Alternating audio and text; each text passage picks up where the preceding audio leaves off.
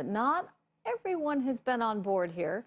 Joining me right now, one of those who's not on board, one of the 20 Republicans who voted no on the bill, Florida Congressman Matt Gaetz. Congressman Gaetz, good to have you here. Thanks for joining us. Good to be on. All right, so why no?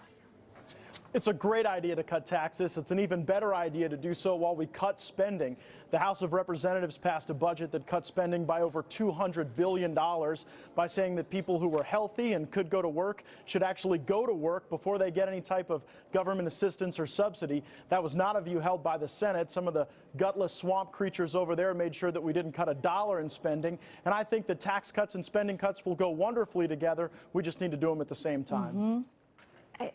Are you going to be able to accomplish that? I mean, you know, you got to see the forest for the trees in all this, right? And you do want the tax cuts. I know you want those.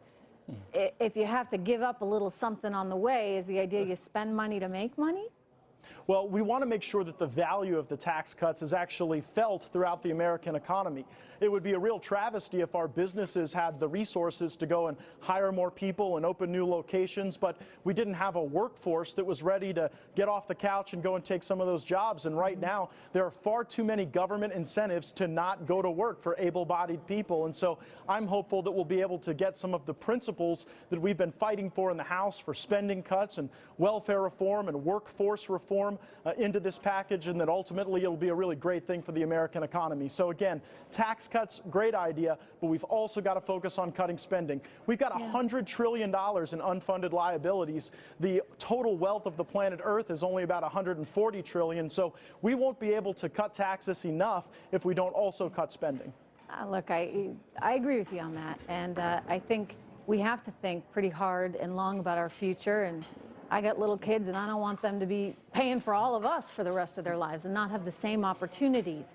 And when you're looking at $20 trillion in debt, you know, you start to realize how much we need to be making hard choices. So let's explore this work issue, because I think, you know, one of the dangers of saying, hey, you know, you can live off unemployment is that there's not the right kind of incentive for someone to go out and get a job. I'll tell you a quick story, Congressman. Every summer, as a teenager, my mother would give me one day off when I was out of school, and she'd say, get out of the house and do not come home until you find a job. And so I'd get out early on my bike, and I would look, and I would look, and I didn't dare come home, Congressman, without having a job. But there was an impetus, there was a reason. Can we run her for the United States Senate?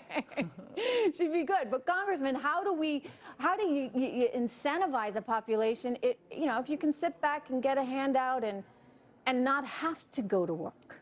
Well, an overwhelming number of Americans support the reforms that were instituted on a bipartisan basis with President Clinton and Speaker Gingrich. And I think that we've got to go and undo some of the terrible work that President Obama did to go and waive those work requirements. Look, if all we did in this country was say that if you're able-bodied, if you don't have any children, you're not a senior, you're not disabled, you've got to meet a work requirement by getting a job, looking for a job, or volunteering somewhere, I think it would get people a lot more active in the workforce. And this has a direct nexus to the tax bill.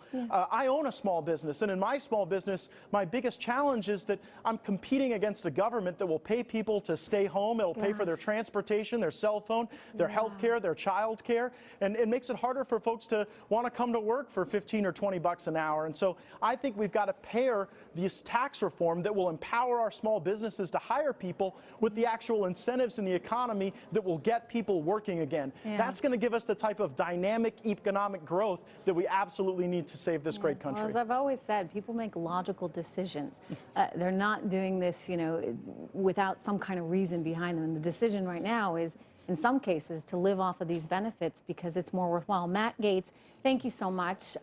We'll see whether or not this all transpires and whether or not we do get these tax cuts. Thank you, sir. We are learning today that the suspect in the New York City terror attack who killed 8 people